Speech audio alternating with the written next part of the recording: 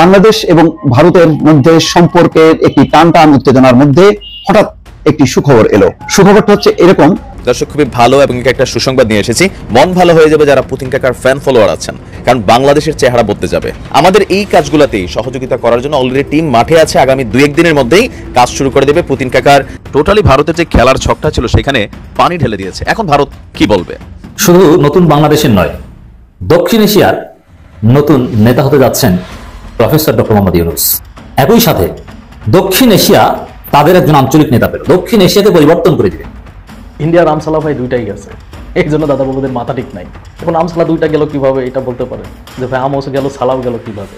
দেখেন, আমাদের যেটা দরকার ছিল, আমাদের কিছুটা ফাটল ধরেছিল, এখন সম্পূর্ণ জায়গাতে আসছে। এবং ভারতের ক্ষেত্রে কোনো ধরনের ছাড় নাই। বলে রাখি, ভারত কখনোই বাংলাদেশে বন্ধু হবে না এবং বাংলাদেশকে কখনোই দাঁড়াতে দেবে না। কেননা তাদের কর্তৃত্ববাদী মনোভাব এই 16 বছর তৈরি হয়েছে, সেটা থেকে তারা বেরিয়ে আসতে পারবে না। এবং ভারত বাংলাদেশকে কেন্দ্র করে বিলিয়নস অফ ডলার ইনভেস্ট করেছে। আমরা সে বীরের জাতি, একজন মরলে এখন 40 জন দাঁড়িয়ে যাবে। ডক্টর মোহাম্মদ ইউনূস স্যার জাতির উদ্দেশ্যে কথা বলেছেন। আজ জাতির উদ্দেশ্যে যে কথাগুলো বলেছেন যে এখন 4 জন না 40 জন দাঁড়িয়ে যাবে। ভারত যদি ভুলবশত আমাদের উপর একটা ফুলের টাচ করে জাস্ট আমাদের উপর একটু ছোট্ট আক্রমণ করবে, নেপাল, শ্রীলঙ্কা, চায়না, বাংলাদেশ 4 থেকে যখন ভারতের উপর আক্রমণ হবে তখন ভারত কি পালাতে পারবে? খুব জোরসই জাতীয় সরকারের গুঞ্জন শোনা যাচ্ছে যে সবার ঐকমত্যের ভিত্তিতে একটি সরকার গঠিত হতে যাচ্ছে এবং সেই সরকার 2 বছরের জন্য থাকবে। তখন নয়াদিল্লির জন্য আরও একটি দুঃসংবাদ নিয়ে এলো চীন ও মিয়ানমার। ভারতের প্রতিবেশী এই দুই দেশ জোট বেঁধে তাদের ক্ষমতা বাড়ানোর চেষ্টায় নেমেছেন, আর এতে দু দেশেরই বড় স্বার্থ রয়েছে। আসসালামু আলাইকুম দর্শক, বর্তমানে বাংলাদেশের পরিস্থিতি এবং রাজনৈতিক শৃঙ্খলা কি, তাই আলোকে আপনাদের সামনে বেশ কিছু গুরুত্বপূর্ণ ভিডিও নিয়ে হাজির হয়েছি। সেই ভিডিওগুলো দেখলে আপনারা রীতিমতো অবাক হয়ে যাবেন। তাই আমি আর দেরি না করে চলে যাব মূল ভিডিওতে যাওয়ার আগে যারা আমার চ্যানেলটি সাবস্ক্রাইব করেছে তাদেরকে অসংখ্য ধন্যবাদ। আর যারা এখন আমার চ্যানেলটি সাবস্ক্রাইব করে তারা তাড়াতাড়ি সাবস্ক্রাইব করে ফেলুন ধরনের সকল আপডেটগুলো সবার আগে পেতে। আমরা সে বীরের জাতি, একজন মরলে এখন 40 জন দাঁড়িয়ে যাবে। ডক্টর মোহাম্মদ ইউনূস স্যার জাতির উদ্দেশ্যে কথা বলেছেন। আজ জাতির উদ্দেশ্যে যে কথাগুলো বলেছেন যে আজকের সকল রাজনৈতিক দলের সাথে বৈঠক করে তিনি যা বলেছেন, অন্তর্বর্তীকালীন সরকারের প্রধান উপদেষ্টা বলেছেন আমরা সেই সতেজ জাতি, যখন পুলিশ বলে যে স্যার একজন মরলে তো 4 জন দাঁড়ায়া যা, এখন 4 জন না 40 জন দাঁড়িয়ে যাবে। আমরা দেখেছিলাম একটা ভিডিও যে স্বরাষ্ট্রমন্ত্রীকে দেখাচ্ছে, পুলিশের আইজিপিকে দেখাচ্ছে, স্যার একজন মারা গেলে তো পালিয়ে যায় না, আরো 4 জন দাঁড়িয়ে যা। আজকে ডক্টর মোহাম্মদ ইউনূস স্যার বলেছেন 4 জন নয়, এখন 40 জন দাঁড়িয়ে যাবে। আমাদের ভিতরে সেই ঐক্যবদ্ধতা এসে গিয়েছে। প্রধান উপদেষ্টা বলেন আগস্টে 5 তারিখে যে উত্তেজনা এবং যে শক্তি নিয়ে ঐক্যবদ্ধভাবে আমরা শত্রুর মোকাবেলা করেছি, সেই ঐক্যের কোথাও কোনো ফাটল ধরে নাই। আজকের সকল রাজনৈতিক দলের সাথে কথা বলে উনি বুঝতে পেরেছেন ঐক্যের ভিতরে বাংলাদেশের পক্ষে এবং ভারতের বিরুদ্ধে সবাই ঐক্য আছে, একসাথে আছে, এতে কোনো ফাটল ধরে নাই। আমরা কোনো দুর্বল থেকে এখানে আসি নাই, আমরা কোনো দুর্বলতা থেকে এখানে আসি নাই। স্বৈরাচার সরকারকে বিদায় দিয়ে আমরা 5ই আগস্ট থেকে যাত্রা করেছিলাম। সেই জাতি এখনো সজাগ আছে এবং মজবুত আছে। সেই মজবুত জিনিসটা জনগণের কাছে তুলে ধরতে হবে, তারা যেন মনে করে না যে এটা বুঝি ঠান্ডা হয়ে গেছে। তিনি বলেন ঠান্ডা আমরা হই নাই, আমরা সেই সতেজ জাতি, যখন পুলিশ বলে যে স্যার একজন মরলে তো 4 জন দাঁড়িয়ে যা, এখন 4 জন না 40 জন দাঁড়িয়ে যাবে। সেই জাতি মরে নাই, দুর্বল হয় নাই, সবল আছে। এটা সবার মনে জাগিয়ে দেওয়া আছে। এই জয় ছিনিয়ে নেওয়ার কোনো অবকাশ, কোনো শক্তি নাই। যে ষড়যন্ত্র করুক, যত অপপ্রচার করুক, যত কিছুই করুক, এটা ছিনিয়ে নিতে পারবে না। কারণ আমাদের রক্ত এখনো শুকায় নাই, আমাদের দেয়ালে দেয়ালে যে লেখাগুলো আছে সেগুলো মুছে যায় নাই। ডায়ালগ করছে, আমাদের বুকেও এগুলো টকবক করছে। কাজে আমরা সেই শক্তিমান জাতি, আমরা লড়াই করব। আমরা শুধু হাস্যকর যে প্রচেষ্টাগুলো হচ্ছে সেগুলো তুলে ধরব। পাকিস্তানকে এই ফেসিবাদ আওয়ামী লীগ ভারতের দোসর বিভিন্ন সময় গালি দেয়। সেই পাকিস্তানি গতকালকে বলেছে বাংলাদেশের উপরে একটা ফুলের আঁচড় পড়বে, আমরা বাংলাদেশকে অস্ত্র বোমা সবকিছু দিয়ে সহযোগিতা করব। সেই পাকিস্তানের সাথে 65 সালে কিন্তু ভারত হেরে গেছিল। 47-এ আপনারা দেখবেন যে হিন্দু মুসলিম এই একটা ধর্ম সম্প্রীতির কারণে ভারত এবং পাকিস্তান আলাদা হয়ে গেছিল। তখন আমরা পূর্ব পাকিস্তান, পশ্চিম পাকিস্তান ছিলাম। তো সেই জায়গাটা থেকে আজকে আমরা দেখছি যে যেই পাকিস্তান এতদিন আমাদের শত্রু ছিল, সেই পাকিস্তান আমাদেরকে অস্ত্র বোমা দিয়ে সহযোগিতা করতে যাচ্ছে। আমরা ভারতকে স্পষ্ট ভাষা বলতে চাই, ভারত বারবার বলে আমরা বাংলাদেশের চট্টগ্রাম, আমরা বাংলাদেশের নোয়াখালী, কুমিল্লা, বিভিন্ন অঞ্চলের জেলাগুলো আমরা নিয়ে যাব। আমরা ভারতকে বলতে চাই তোমরা তো 1 দশক ধরে এই গল্প শোনাচ্ছ, আরও 1400 বছর আগে হযরত মুহাম্মদ সাল্লাল্লাহু আলাইহি সাল্লাম বলে গেছিল যে গাজওয়াতুল হিন্দের মাধ্যমে পুরা ভারতবর্ষ এবং উপমহাদেশের অধিকাংশ জায়গা মুসলমানদের দখলে আসবে। সেই জায়গাটা থেকে আমরা গাজওয়াতুল হিন্দের জন্য পাকিস্তানের সহযোগিতা শুধু পাবো না, বিভিন্ন মুসলিম দেশের সহযোগিতা পাবো, ইহুদি খ্রিস্টান কান্ট্রি যারা আছে, রাশিয়া, আপনার চায়না, তারাও কিন্তু আমাদেরকে সহযোগিতা করে। আপনারা দেখেন ভারতের কিন্তু চারপাশে কোনো বন্ধু নাই। ভারত যদি ভুলবশত আমাদের উপর একটা ফুলের টাচ করে জাস্ট আমাদের উপর একটু ছোট্ট আক্রমণ করবে, নেপাল, শ্রীলঙ্কা, চায়না, বাংলাদেশ, চার থেকে যখন ভারতের উপর আক্রমণ হবে তখন ভারত কি পালাতে পারবে? বরং আমি তো দেখতে পাচ্ছি আর 10 বছরের ভিতরে বাংলাদেশের নাম আপনার ভারতের সমুদ্রে থাকবে, অর্থাৎ ভারতের মানুষ বলবে যে আমরা বাংলাদেশের নাগরিক। সেই দিন আমরা দেখতে পাচ্ছি, সেই ইতিহাস আমরা দেখতে পাচ্ছি। বাংলাদেশের মানুষ ভারতকে নিয়ে নেবে, ভারত আমাদেরকে কি নিবে নিয়ে? ভারতের সেই সেনাবাহিনী আছে নাকি? ভারতের পাকিস্তানের সাথে যখন ভারতের যুদ্ধ লাগে, পাকিস্তানের রিটায়ার্ড আর্মিরা পর্যন্ত আপনার যুদ্ধের জন্য প্রস্তুতি নেয়, আর ভারতের রানিং কর্মকর্তারা বলে আমাদের পেট ব্যথা, মাথা ব্যথা, বিভিন্ন সুতা দিয়ে তারা আপনার ছুটি নিয়ে থাকে। সেই জায়গাটা থেকে আমরা আমি এখানে থেকে ভবিষ্যৎ বলছি যে ভবিষ্যতে বাংলাদেশ ভারতকে নিয়ে নেবে, ভারত আমাদের বাংলাদেশ কি নেবে, এই সাহস ভারতের নাই। ভারতের কিছু কুকুর আছে মূর্খ, বিজেপি যারা মোদির চামচামি করে, এরা দেখি যে কিছু টেম্পু নিয়ে বাংলাদেশ অবরোধের দিকে আসে। আরে ভাই আয়, তোরা আয়। আমরা 1-1.5 রাইফেল নিয়ে দাঁড়ায় আসছিলাম, বুঝছস? আইলে ফাঁকা আওয়াজ দিতাম, যে কটা ঢুকতি একটা আর মায়ের বুকে ফিরে যেতে পারতি না। যদি ভারতের সাহস থাকে তাহলে ওরা কি করে, ওদের দেশে আমাদের আপনার যে কনসুলেট জেনারেল আছে সেখানে ওরা হামলা করতেছে, ওরা আমাদের দেশের পতাকাকে অবমাননা করতেছে। বাংলাদেশের পতাকা সম্বন্ধে ধারণা আছে তোমাদের? তোমরা বাংলাদেশের পতাকা বহির্বিশ্বে যেভাবে সম্মান পায়, বাংলাদেশের পতাকা দেখলে বহির্বিশ্ব থেকে বলে এখানে কোরআনে হাফেজরা আছে, এখানে ভালো ডক্টর ইউনূসের মতো সম্মানিত ব্যক্তি আছে। আর ভারতের পতাকা যদি বহির্বিশ্বে দেখে তাহলে কানাডা তো তাদের জঙ্গি সংগঠন হিসাবে, জঙ্গি দেশ, টেররিস্ট দেশ হিসাবে স্বীকৃতি দিয়েই দিছে।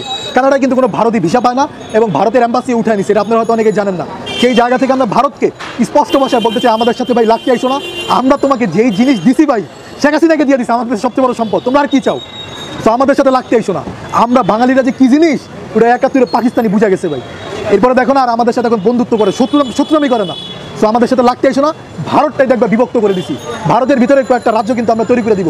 বিহার, 7 স্টার যেসব, ত্রিপুরা, যেসব রাজ্য আছে, প্রত্যেকটা রাজ্য কিন্তু আমাদের দাবিদার, আমাদের বাংলাদেশের। এগুলো যদি আমরা হাত দেই এবং সেখানের যারা বাঙালিরা আছে ত্রিপুরা এবং 7 স্টার বিহারের, ঠিক আছে, আসামের, তারাও কিন্তু বলছে আমরা বাংলাদেশের সাথে মিলিত হবো। সো দুই দেশের জনগণ যখন মিলিত হবে, তোমাদের 7 স্টার যদি আমরা নিয়ে নেই তাহলে তোমাদের ভারতের অংশও থাকবে না। তোমাদের মূল অংশ বিভিন্ন বাণিজ্যিক এই 7 স্টার থেকে, আলু, পটল এবং বিভিন্ন শাকসবজি, ফলমূলাদি যা আছে এগুলো বেশিরভাগ 7 স্টার থেকে আসে, অন্য দিল্লি বা অন্য রাষ্ট্র থেকে এগুলো আসে না। সো আমাদের সাথে লাগতে আসলে তোমরাই বিপদে পড়বা।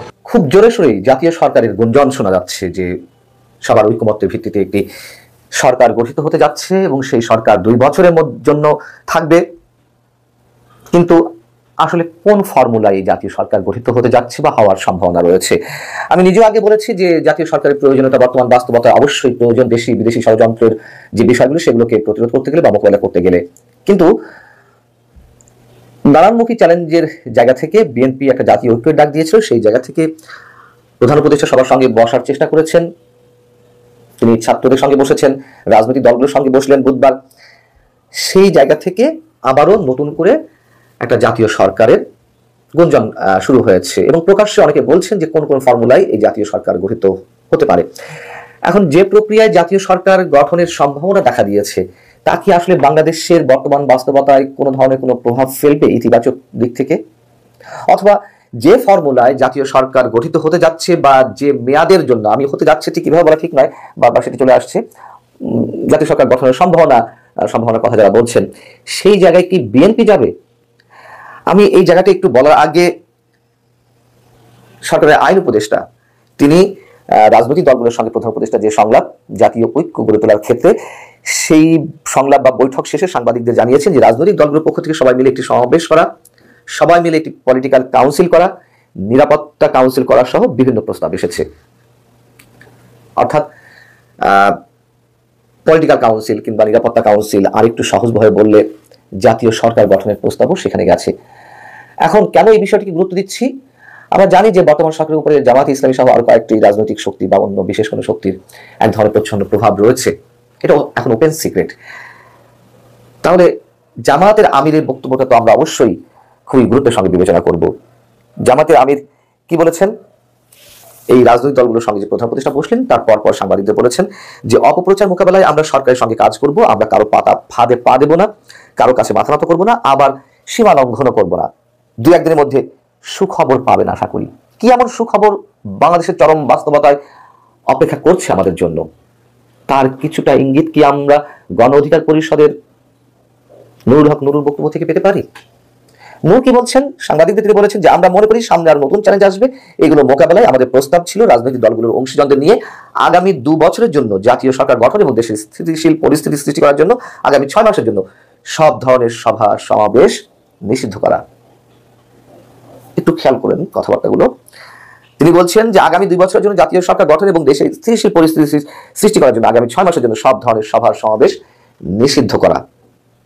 একই সঙ্গে ঐক্যবদ্ধতার প্রতিফলন হিসেবে জাতীয় পতাকা অথবা শান্তির পতাকা নিয়ে কর্মসূচি পালন করা, এগুলো খোঁজ রাখা প্রোগ্রাম তারা করতেই পারে। আমরা কি মেসেজ পাচ্ছি?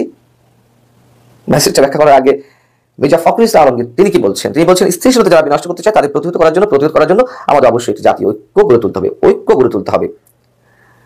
তারা জাতীয় সরকারের কথা বলছে না। এবং বিএনপির ভারপ্রাপ্ত চেয়ারপারসন তারেক রহমান তিনি বলেছেন আরেকটু ধৈর্য ধরুন, সরকারকে আরেকটু সময় দিন, শান্ত থাকুন, পরিস্থিতির উপরে সতর্ক এবং সজাগ দৃষ্টি রাখুন। প্রথম কথা হচ্ছে বিএনপির বক্তব্যের মধ্য দিয়ে এটি স্পষ্ট যে জাতীয় সরকারে বিএনপি যাবে না। কেন? জামাত অথবা গণ অধিকার পরিষদের নুরুল হক নূর যে প্রস্তাব দিয়েছেন যে 2 বছরের জন্য জাতীয় সরকার, এবং সেটি হলে তো অবশ্যই একটা মোটামুটি একটা সার্টেন পিরিয়ড নিয়েই এই ধরনের সরকার গঠিত হবে। সেক্ষেত্রে বিএনপিকে সেই সময় দিবে? চোখ বন্ধ করে বলে দেওয়া যায় বিএনপি সেই সময় দিবে না। এখন একটা জাতীয় সরকার গঠন হবে, তারা আবার কি করবে, তারা আবার কতদিন সময় নেবে নির্বাচনের টাইম ফ্রেম ঘোষণার জন্য, নির্বাচনের রূপরেখার ঘোষণার যে দাবি সেটি তো ক্রমান্বয়ে বিএনপির পক্ষ থেকে প্রকট ভাবে উপস্থাপন করা হচ্ছে। আমার মনে হয় না বিএনপি জাতীয় সরকারে যাবে। এবং নুরুল হক নূর যে কথাগুলো বলেছেন 6 মাসের জন্য সভা সমাবেশ নিষিদ্ধ করা, খুবই অ্যালার্মিং একটি বক্তব্য দিয়েছেন নুরুল হক নূর। এটি কোনো অবস্থাতেই অন্য কোনো রাজনৈতিক দল সম্ভবত মেনে নিবে না। দর্শক, বাংলাদেশ এবং ভারতের মধ্যে সম্পর্কের একটি টান উত্তেজনার মধ্যে হঠাৎ একটি সুখবর এলো। সুখবরটা হচ্ছে এরকম, বাংলাদেশিদের অতিরিক্ত ছাড়ের ঘোষণা দিল কলকাতার হাসপাতাল। আসলে বাস্তবতা হলো এই যে বাংলাদেশি রোগী, বাংলাদেশি কাস্টমার, ব্যবসায়ী ছাড়া কলকাতার বাজার অর্ধেক নাই। অর্ধেক আমার কম বলা হলো, অনেকে বলছেন যে 80% নির্ভর করে বাংলাদেশি জনগণের উপর। তারা যে পরিমাণ কেনাকাটা করে, তারা যে পরিমাণ চিকিৎসা নিতে আসে, তারা যদি আসা বন্ধ করে, কলকাতার হাসপাতাল, কলকাতার মার্কেট, দোকানপাট, ব্যবসা বাণিজ্য অনেক ক্ষতি হবে। সেই ক্ষতিয়ানগুলো নিশ্চয়ই আপনারা করোনার সময় দেখেছিলেন যে হাহাকার, নিউ মার্কেট সহ তার সংলগ্ন এলাকাগুলো একেবারেই রীতিমতো আকার, বহু দোকানপাট বন্ধ হয়ে গেছে, ব্যবসায়ীরা ব্যাপক ক্ষতির মুখে পড়েছিল, অনেক হোটেল রেস্টুরেন্ট বন্ধ হয়ে গিয়েছিল। সেই কলকাতা, ত্রিপুরা কিছু ঘটনা বলি এবং খুবই অস্বস্তিকর, এবং তাদের ঘোষণা, তাদের আচরণ এবং সম্পর্কের যে টানাপোড়েন, তাতে এটা কোথায় যে গড়াবে তা নিয়ে যখন উদ্বেগ উৎকণ্ঠা ছিল, ঠিক তখন একটা সুখবর এলো কলকাতা থেকে। সেখানে বলা হচ্ছে বয়কট নয়, বরং অতিথি হিসাবে বাংলাদেশি নাগরিকদের আপ্যায়ন করবে ভারতের হাসপাতাল। আইন মেনে চিকিৎসা পরিষেবা নিতে যাওয়া বাংলাদেশি নাগরিকদের ক্ষেত্রে চিকিৎসা পরিষেবায় 10% ছাড়ের ঘোষণা দেওয়া হয়েছে। আজ বুধবার রীতিমতো সংবাদ সম্মেলন করে এমন ঘোষণা দেন বেহালা বালানন্দ ব্রহ্মচারী হসপিটাল অ্যান্ড রিসার্চ সেন্টারের হাসপাতাল সুপার ডক্টর সুশান্ত সেনগুপ্ত ও ট্রাস্টের সম্পাদক দীপক সরকার। বাংলাদেশি রোগী বয়কট প্রসঙ্গে তারা বলেন, চিকিৎসা পরিষেবার জন্য যেসব রোগী ভারতে আসছেন তাদের কেন চিকিৎসা পরিষেবা দেওয়া হবে না? মানবিক দৃষ্টিভঙ্গির দিক থেকে এবং চিকিৎসক হিসেবে কর্তব্য রোগীকে ফিরিয়ে দেওয়া উচিত নয়। হাসপাতাল কর্তৃপক্ষের দাবি, বাংলাদেশের বর্তমান পরিস্থিতিতে মানুষ আর্থিকভাবে কিছুটা ক্ষতিগ্রস্ত, আর তাদের হাসপাতালে যে 2% কাছাকাছি বাংলাদেশি রোগী আসেন তারাও আর্থিকভাবে ক্ষতিগ্রস্ত। তাই রোগীর পরিবারের দিকে তাকিয়ে 10% মানবিক ছাড় দিচ্ছে তারা। আপাতত নির্দিষ্ট কোন সময়সীমার জন্য নয়, বরং অনির্দিষ্টকালের জন্য এই ছাড় ঘোষণা করা হয়েছে বাংলাদেশি রোগীদের জন্য। নিঃসন্দেহে এটি প্রত্যাশিত, কেননা এখানে বলাই হচ্ছে প্রতিবেশী সম্পর্কটা এমন, কেউ কারোর ছাড়া চলতে পারে না। বাংলাদেশকে যেমন লাগবে ভারতের, ভারতকে লাগবে বাংলাদেশের, আমদানি রপ্তানি অনেক কিছুতেই। এখানে বাংলাদেশ, ভারত বড় দেশ বলে বাংলাদেশকে উপেক্ষা করা হবে, বাংলাদেশের কোনো গুরুত্ব নেই, তাই যদি না হতো তাহলে 15 বছর ধরে শেখ হাসিনার অগণতান্ত্রিক শাসনকে কেন চোখ বুজে সমর্থন করলো ভারত? করেছে এই কারণে তারা বাংলাদেশকে ব্যবহার করতে চেয়েছে। তার মানে ভারতের একটি দরকার আছে। 7 সিস্টার্স এর জন্য যে সংযোগ, সেই সংযোগের একমাত্র উপায় হচ্ছে বাংলাদেশ। সুতরাং বাংলাদেশকে কোনোভাবেই হেলাফেলা করা যাবে না, এটা পরিষ্কার। এটা উপলব্ধি করতে পেরেছে যারা ভারতের সুশীল সমাজ, যারা বিজ্ঞ মানুষ, অভিজ্ঞ মানুষ, তারা কিন্তু ঠিক বুঝতে পেরেছে এবং সেই কারণে তারা এমন একটি সিদ্ধান্ত। প্রিয় দর্শক, আমি আশা করছি আপনারা সকলেই আলোচনাগুলো শুনেছেন এবং এই আলোচনাগুলো নিয়ে যদি আপনাদের কোনো মন্তব্য থেকে থাকে অবশ্যই কমেন্ট বক্সে জানাবেন।